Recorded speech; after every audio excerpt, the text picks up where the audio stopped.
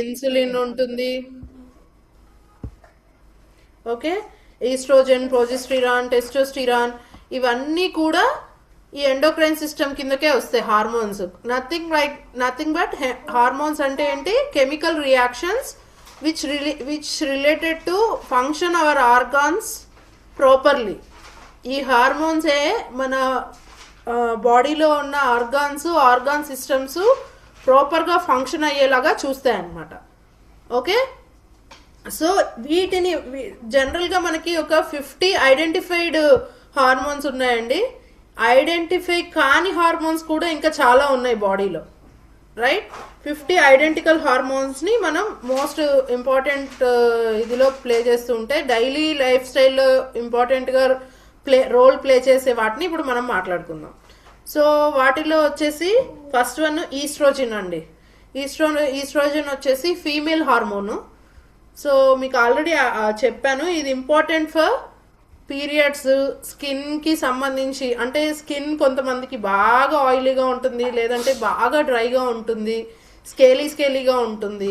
So వీటన్నిటికీ సంబంధించి deal చేసే హార్మోన్ ఏదయ్యా అంటే ఈస్ట్రోజన్ హార్మోన్ అనమాట. మన మూడ్ స్వింగ్స్ కానీ, పీరియడ్ సైకిల్స్ కానీ, బోన్ స్ట్రెంగ్త్కి సంబంధించినవి కానీ వీటికి సంబంధించి డీల్ చేసే హార్మోన్ ఏంటంటే ఎస్పెషల్లీ విమెన్స్లో వచ్చేసి ఈస్ట్రోజన్ హార్మోన్. ఇది హైగా ఉన్నా ఎయిదర్ లోగా ఉన్నా కూడా సమ్ ఇంబ్యాలెన్స్ అనేది వస్తుంది బాడీలో. సో దీనివల్ల ఏమవుతుందంటే పీరియడ్స్ ప్రాబ్లమ్స్ వస్తాయి, మూడ్ స్వింగ్స్లో మార్పు వస్తుంటుంది, ఎప్పుడు కోపంగా ఉంటారు, లేదంటే మూడీగా ఉంటారు, డిఫరెంట్ సిచ్యువేషన్స్కి తగ్గట్టుగా బిహేవ్ చేయరనమాట. సో ఇవి చేంజెస్ ఉంటాయి అన్నమాట.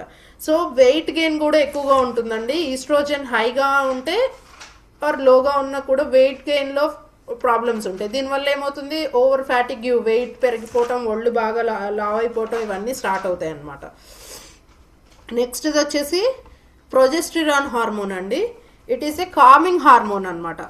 ఈస్ట్రోజన్ వచ్చేసి సైకిల్స్లో ఫస్ట్ ఎగ్ రిలీజ్ అయిన దగ్గర నుంచి ఎగ్ రిలీజ్ అవ్వడానికి యూజ్ అయితే ప్రొజెస్టెరాన్ వచ్చేసి నెక్స్ట్ సెకండ్ హాఫ్లో యూజ్ అవుతుందండి.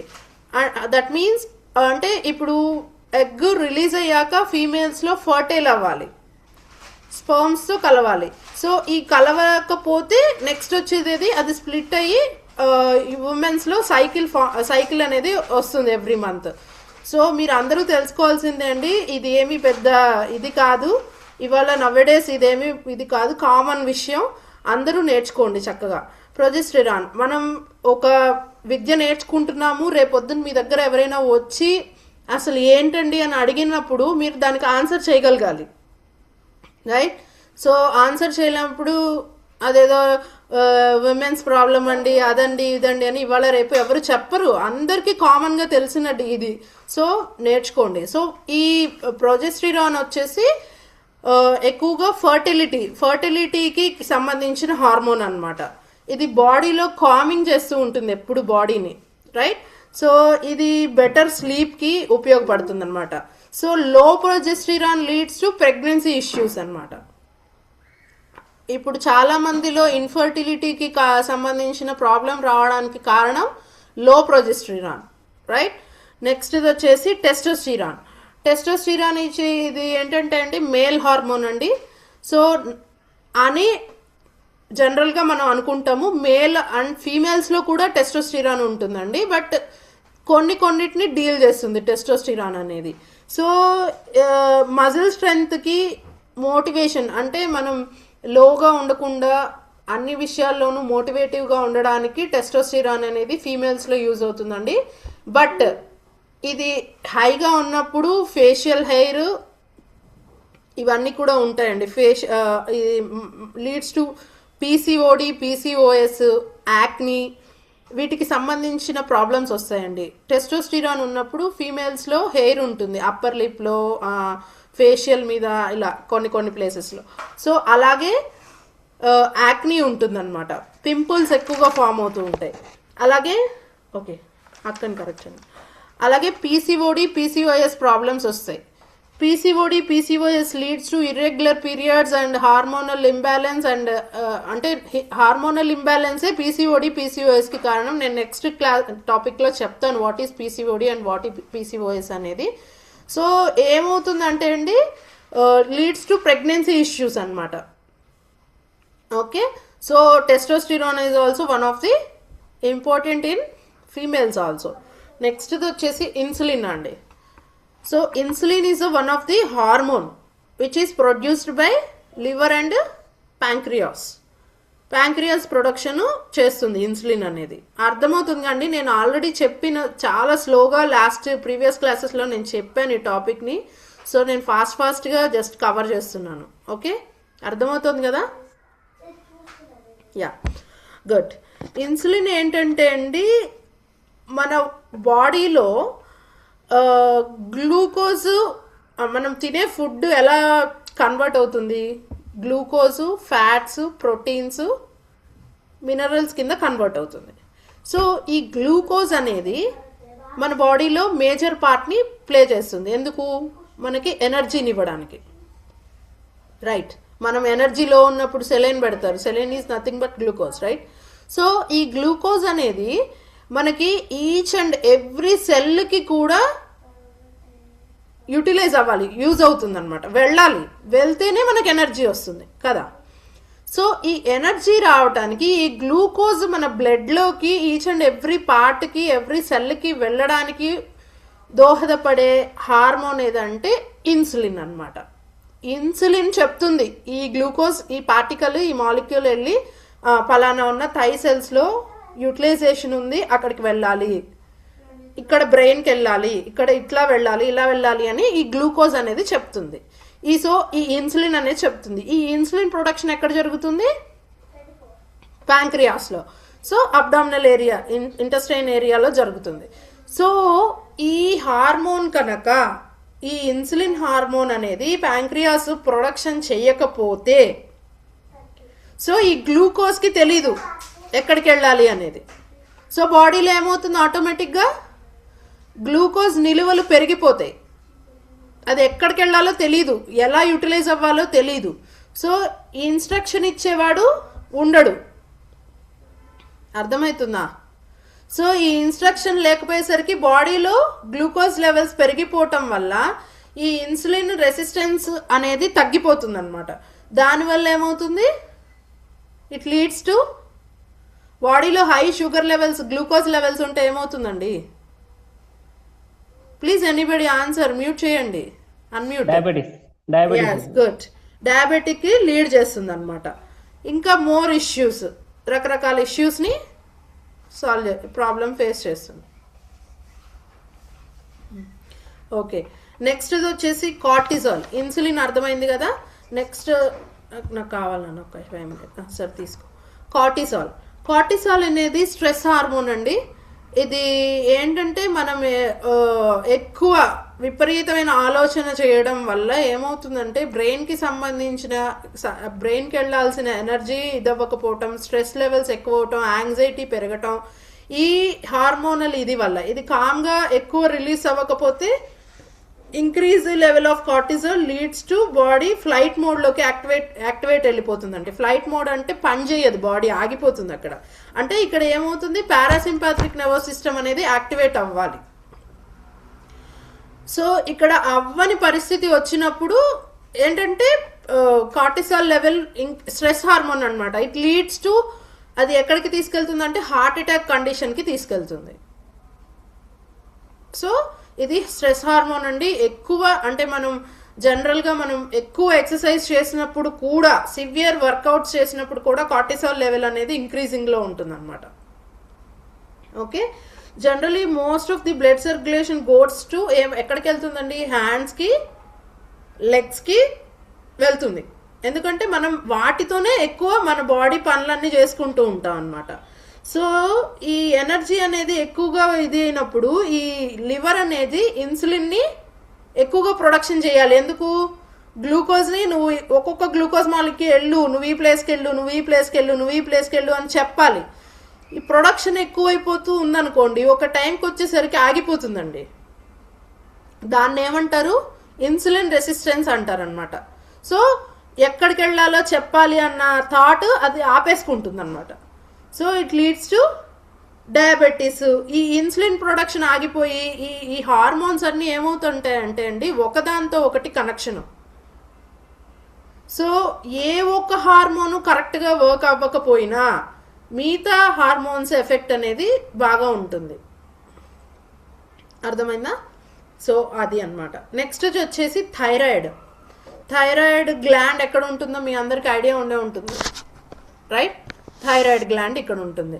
సో ఇది వచ్చేసి T3 T4 thyroid stimulating hormone అని హార్మోన్స్ని రిలీజ్ చేస్తుంది. Most of the our system work endocrine సిస్టమ్లో one of the important hormone అనమాట. సో ఈ థైరాయిడ్ ఇది దీనివల్ల ఏమవుతుందంటే అండి ఇందులో 2 రకాలు ఉంటాయి. హైపర్ థైరాయిడిజము, హైపోథైరాయిడిజం అని ఉంటుంది. ఎవరైనా చెప్పగలరా what is hyper thyroidism and what is hypothyroidism? Please unmute and answer it. Hyper అంటే ఎక్కువ, హైపో అంటే తక్కువ థైరాయిడ్. అంటే థైరాయిడ్ స్టిమ్యులేట్ హార్మోన్ రిలీజ్ చేయడం గుడ్ తక్కువగా ఉంటుంది. సో దీనివల్ల మనకి ఏమవుతుందంటే అండి ఐదర్ వెయిట్ గెయిన్ అయిపోతారు ఆర్ వెయిట్ లాస్ అయిపోతారు. ఉన్నట్టుండి సడన్గా వెయిట్ లాస్ అయిపోయారు అనుకోండి, జనరల్గా మనం ఫిజిషియన్ దగ్గరికి వెళ్తాం. ఉన్నట్టుండి నేను సడన్గా వెయిట్ లాస్ అయిపోతున్నా అండి, హెయిర్ ఫాల్ అయిపోతుంది అంటే డాక్టర్ జనరల్ టెస్ట్ ఏం చేయిస్తారంటే థైరాయిడ్ టెస్టే చేయిస్తారు. ఆరు ఉన్నట్టుండి విపరీతంగా వెయిట్ గెయిన్ అయిపోతున్నారు, సో దీనికి కూడా థైరాయిడ్ టెస్టే చేయిస్తారు. నీకు ఇది అవసరమా రిషిక? గో. సో ఇది థైరాయిడ్కి సంబంధించిన ఇదన్నమాట. So health issues also got. It means you don't know how to control your hormones. అంటే ఇన్ని ఇంబ్యాలెన్సెస్ ఉండడం వల్ల ఏమవుతుంది, మనకి హార్మోన్స్ మన కంట్రోల్లో లేవు, బాడీ ఎండోక్రైన్ సిస్టమ్ కంట్రోల్లో లేవన్నమాట. సో ఏమవుతుంది, దీన్ని మనం ఫిక్స్ చేసుకోవాలి. జనరల్గా హార్మోనల్ ఇంబ్యాలెన్స్ అంటే లేడీస్లో ఇష్యూ ఏమొస్తుందంటే అండి థైరాయిడ్ వస్తుంది, పీసీఓడి, పీసీఓఎస్ అనే ప్రాబ్లమ్స్ వస్తాయి. ఓకే. సో ఈ హార్మోన్ ఇంబ్యాలెన్సెస్ని మనం సిస్టము కంట్రోల్లో లేదు, దీన్ని ఎలా ఫిక్స్ చేసుకోవాలి మనం అంటే మన మీద హార్మోన్స్ అన్నీ కోపంగా ఉన్నాయి, నేను వర్క్ చేయనని స్ట్రైక్ చేస్తున్నాయి. అవన్నీ స్ట్రైక్ నుంచి మనం వాటిని సామరస్యంగా చర్చలు జరపాలన్నమాట. గవర్నమెంట్ జరుపుతుంది చూడండి చర్చలు, అలా మనం కూడా వాటిని జరపాలన్నమాట. వాటికి కావాల్సిన సంబంధించిన ఫుడ్ కానీ ఎక్సర్సైజెస్ కానీ ఇవ్వాలి. సో ఎందుకు హార్మోన్స్ అన్నీ ఇంబ్యాలెన్స్ అవుతూ ఉంటాయి? కొన్ని రీజన్స్ ఉంటాయి కదా. ఇప్పుడు కొంతమంది ఎవరో స్ట్రైక్ చేస్తున్నారు అనుకోండి, స్ట్రైక్ చేయడానికి ఉత్తిగా రీజన్ ఉండదుగా, ఏదో వాళ్ళ శాలరీలు పెంచలేదనో వర్కింగ్ అవర్స్ ఏదో ఇది లేదనో ఉంటాయి. సో మన బాడీలో హార్మోన్స్ స్ట్రైక్ చేస్తున్నాయి అంటే ఏవో రీజన్స్ ఉండే ఉంటాయిగా. సో అవేంటవి? ఎస్పెషల్లీ స్ట్రెస్ అండి. Nowadays stress, junk foods, outside foods, junk foods, lack of movements. ఎక్కువ మూమెంట్స్ లేకుండా కూర్చొని సిస్టమ్ ముందే వర్క్ చేస్తారు చూడండి, ఎస్పెషల్లీ వాళ్ళకి. సో లివర్ జంక్ ఫుడ్, ఇప్పుడు మీరు చెప్పినట్టు ప్రాసెస్డ్ ఫుడ్ తినడం వల్ల ఏమవుతుందంటే లివర్ డీటాక్సిఫికేషన్ ప్రాసెస్ అనేది తక్కువ చేస్తూ ఉంటుంది. సో అది కూడా environmental toxins, pesticides, air pollution, రకరకాల పొల్యూషన్స్ వల్ల కూడా మన బాడీలో ఉన్న హార్మోన్స్ అనేది ఎఫెక్ట్ ఇస్తుంది. ఓకే. సో ఇన్సెడిటరీ లైఫ్ స్టైల్స్ మనం భగవంతుడు మార్నింగ్ మనకి ఒక టైం టేబుల్ ఇచ్చాడు, రాత్రిపూట పడుకోవడానికి ఇచ్చాడు. మనం ఏం చేస్తున్నాం, రాత్రిపూట వర్క్ చేస్తున్నాం, మార్నింగ్ అంతా పడుకుంటున్నాం. సో మళ్ళీ ఒక 45 days అవ్వగానే మళ్ళీ టీం చేంజ్ అవుతుంది, మళ్ళీ మార్నింగ్ టైంకి అలవాటు పడాలి, నైట్ పడుకోవాలి. సో ఈ సడన్ మార్పుల వల్ల మన బాడీ ఏమవుతుందంటే మన బాడీ మెటబాలిజం అనేది చేంజ్ అవ్వటానికి డిఫరెంట్ అంటే ఇబ్బంది పడుతూ ఉంటుంది, ఫేస్ చేస్తూ ఉంటుంది అనమాట. సో ఇవన్నీ కూడా హార్మోనల్ ఇంబ్యాలెన్సెస్కి ఇబ్బంది పడతాయి. ఫిజికల్గా మెంటల్ ఇష్యూస్ వల్ల కూడా మనకి హార్మోనల్ ఇంబ్యాలెన్సెస్ అనేవి వస్తున్నాయి.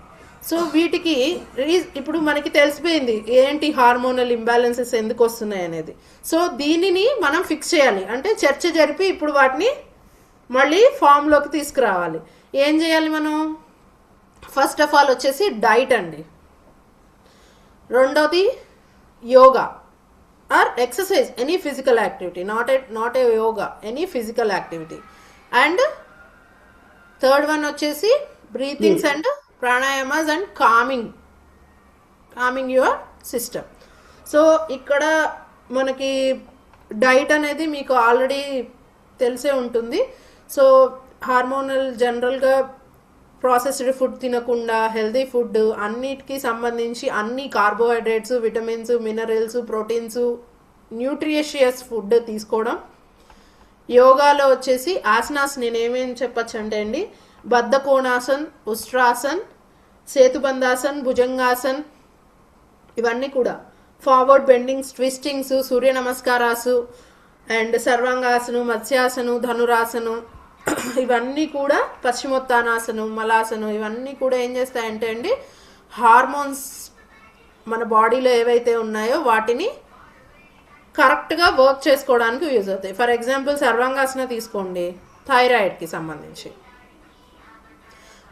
మలాసను, పశ్చిమోత్తానాసను, పీసీఓఎస్ సమస్యలు ఉన్న వాళ్ళకి ఎక్కువగా మనం చేయించే ఆసనాస్ ఏంటివి? ఫార్వర్డ్ బెండింగ్స్, ట్విస్టింగ్స్ చేయిస్తూ ఉంటాం. మలాసను, బద్ధకోణాసన్, బటర్ఫ్లై పోజ్, ఇవన్నీ కూడా చేయిస్తూ ఉంటాం. బ్రీతింగ్స్లోకి వచ్చేసరికి Anuloma Viloma, Bhramari, deep breathings 20 to 30 minutes daily. ఒక 40 minutes ఆసనాస్ ఉండాలి మన బాడీ వర్కౌట్లో, 20 minutes బ్రీతింగ్స్ అండ్ మెడిటేషన్ ఉండాలి. కామింగ్, నేను ఆల్రెడీ ఇందాక చెప్పా, స్ట్రెస్ లెవెల్స్ ఎక్కువగా ఉన్నా కూడా హార్మోనల్ ఇంబ్యాలెన్స్ ఉంటుంది. ఈ స్ట్రెస్ లెవెల్స్ని కంట్రోల్ చేసేది ఏంటి? బ్రీతింగ్ టెక్నిక్స్ అండ్ ధ్యానాస్. ఇవి హార్మోనల్ ఇంబ్యాలెన్సెస్కి కంట్రోల్లో ఉంచుతాయి అన్నమాట. ఓకే, సో ఇక్కడ దాకా ఓకే కదా. నేను ఆల్రెడీ ఇంతకుముందు డైట్ గురించి కూడా చెప్పాను. ఒమేగా-3 ఫ్యాటీ యాసిడ్స్, వీటికి సంబంధించిన ఫుడ్స్ ఎలా తీసుకోవాలి, ఏమేమి తీసుకోవాలి, సీడ్ సైక్లింగ్ ఫస్ట్ 0 to 14 నుంచి ఎలా తీసుకోవాలి, 15 నుంచి 21 దాకా సైక్లింగ్ ఫుడ్స్ ఎలా తీసుకోవాలనేది చెప్పాను. జింక్, విటమిన్ ఈ, ఇవేవి. ఓకే, నెక్స్ట్ టాపిక్కి వెళ్తున్నానండి. పీసీఓఎస్ నేను ఆల్రెడీ ఇది ఒక్కటే టచ్ చేయలేదు మీకు టాపిక్. సో నెక్స్ట్ అది చెప్తాను. What is PCOD and what is PCOS? నౌడేస్ especially younger age, puberty, after puberty తర్వాత చాలా మంది ఉమెన్స్ ఫేస్ చేస్తున్న విషయం ఏంటంటే పీసీఓడి, పీసీఓఎస్. ఎవరైనా చెప్పండి, ఇర్రెగ్యులర్ పీరియడ్స్ అంటే పీసీఓడి కానీ ఎయిదర్ పీసీఓఎస్ కానీ. What is PCOD? So polycystic ovary disease and polycystic ovary syndrome. So రెండిటికి నేను డిఫరెన్షియేట్ చేస్తూ చెప్పేస్తున్నా అండి. సో ఏంటంటే అండి, విమెన్స్లో మనకి అంటే ఎగ్స్ రిలీజ్ అవుతాయి కదా. సో ఈ ఎగ్ 21 days తర్వాత మెచ్యూరిటీ ఉన్న ఎగ్స్ ఉంటాయి అన్నమాట. ఈ పీసీఓడి, పీసీఓఎస్ ప్రాబ్లం ఉన్న వాళ్ళకి ఏంటంటే ఈ ఎక్కువగా ఎగ్స్ ఉంటాయి, అందులో అన్నీ కూడా ఇమ్మెచ్యూర్డ్ ఎగ్స్ అనమాట. అంటే సో ఫర్టిలిటీకి యూస్ఫుల్ అయ్యే ఎగ్స్ కాదనమాట అవి. సో దాని చుట్టూ ఏమవుతుందంటే అవి మీరు స్కాన్ తీసినప్పుడు అవి ఎలా కనిపిస్తాయి అంటే ఒక వాటర్ బబుల్ లాగా కనిపిస్తాయి ఓవరీస్లో, రైట్? సో వీటిని పాలిసిస్టిక్ సిండ్రోమ్స్, ఓవరీ డిసీజెస్ అంటారనమాట. ఓవరీస్లోనే కదా ఎగ్స్ ఉండేవి. ఈ ఎగ్స్ మీకు స్కాన్ తీసినప్పుడు ఇమ్మెచ్యూర్డ్ ఎగ్స్ ఎలా కనిపిస్తాయి అంటే వాటర్ బబుల్స్ లాగా కనిపిస్తాయి. ఎందులో? పీసీఓడిలో. ఓకే, ఈ పీసీఓఎస్లోకి ఏమవుతుందంటే పాలిసిస్టిక్ ఓవరీ సిండ్రోమ్, ఇక్కడ ఏమవుతుందంటే ఈ ఇమ్మెచ్యూర్డ్ ఎగ్స్ అన్ని కలిసి ఒక దగ్గర ఒక సిస్ట్ లాగా ఫామ్ అవుతుంది. లైక్ సిస్ట్ మీన్స్ ఇక్కడ మీకు ఎలా చెప్పాలి, కురుపు ఆర్ పుండు అలా. సిస్ట్ అంటే ఫైబ్రాయిడ్స్ లాగా సంథింగ్ అనమాట, లోపల ఒక ఆకారంలో షేప్లో ఫామ్ అవుతుంది. సో దీన్ని పాలిసిస్టిక్ సిండ్రోమ్ అంటారు. అర్థమైందా అండి?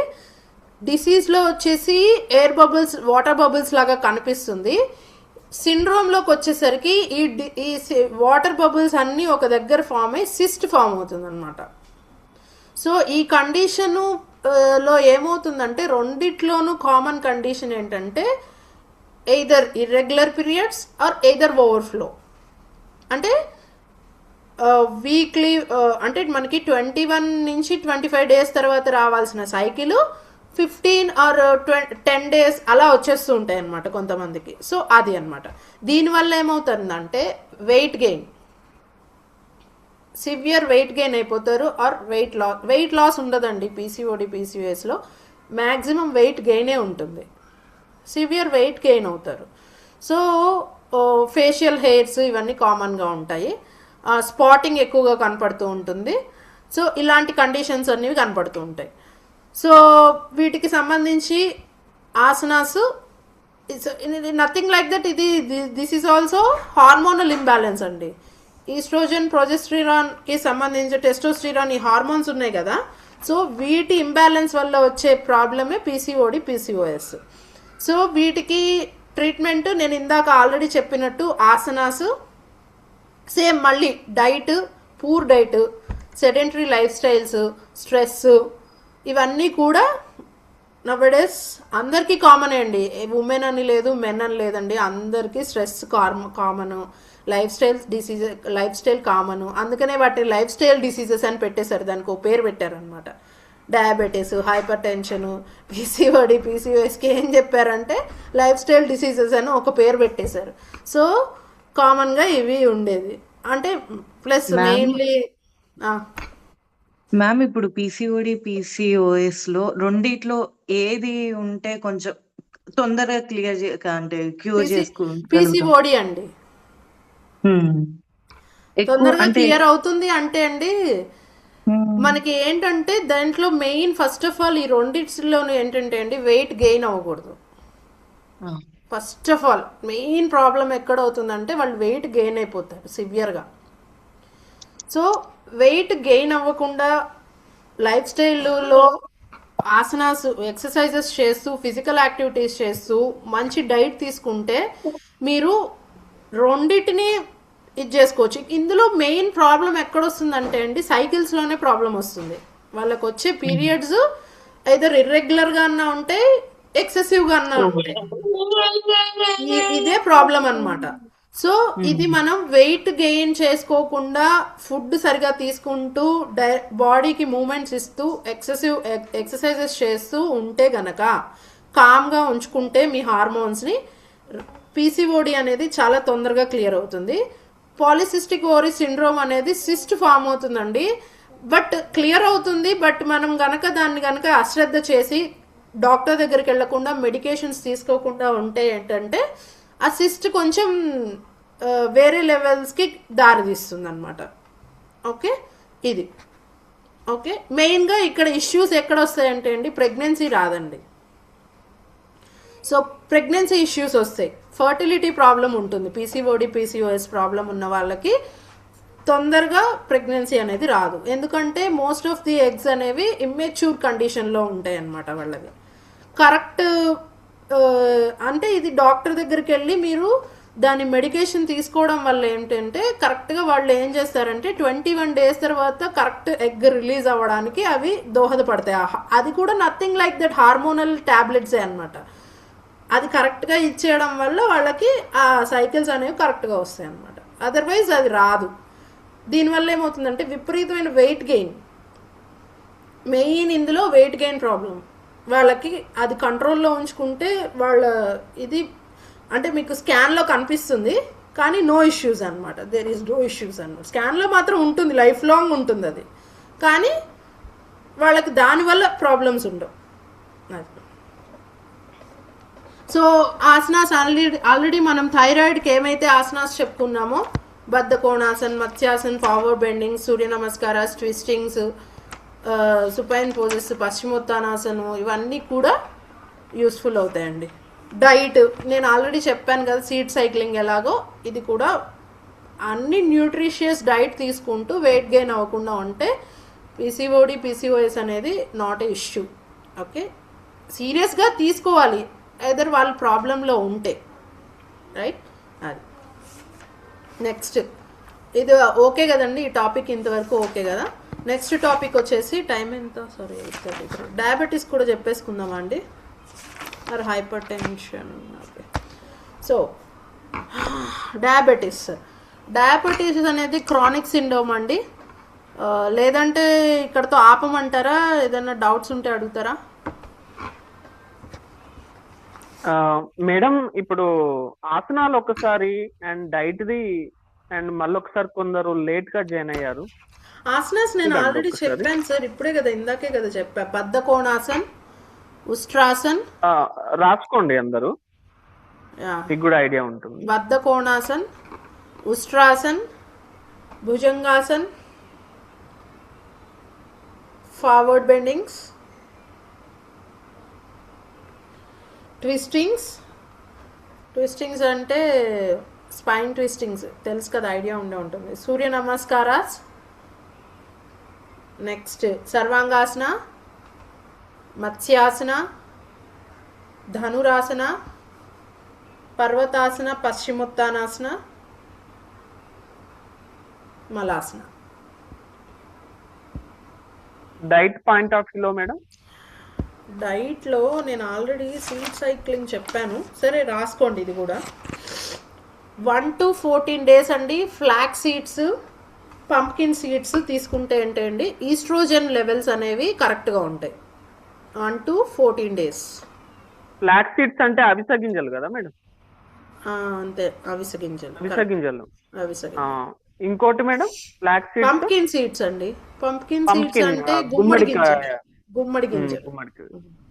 ఎలా తీసుకోవాలి అన్న, లడ్డు లాగా చేసుకొని తీసుకోవాలా సార్? ప్లీజ్ సార్, అది కూడా నేను ఎక్కడ చెప్తాను సార్, అది మీ ఇష్టం. లడ్డూలా చేసుకోండి, నోట్లో వేసి మింగండి, పౌడర్ చేసుకొని వాటర్ వేసుకొని తాగండి, అది మీ ఇష్టం సార్, నాకు తెలీదు.